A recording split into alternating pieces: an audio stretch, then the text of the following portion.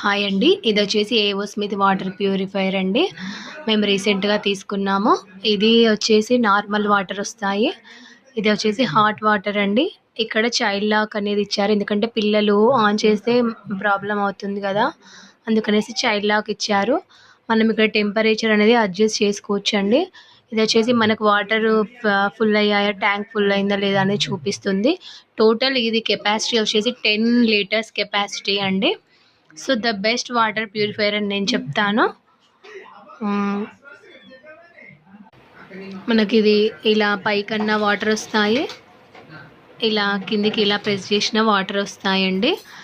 So ఇది వచ్చేసి మనం టెంపరేచర్ ఆన్ చేశాక ఇక్కడ 33 ఉంది కదా, 40కి వెళ్తుంది. ఇక్కడ ఇది 40కి వెళ్ళాక మనకు అది హారన్ చిన్న బెల్ లాంటి సౌండ్ వస్తుంది.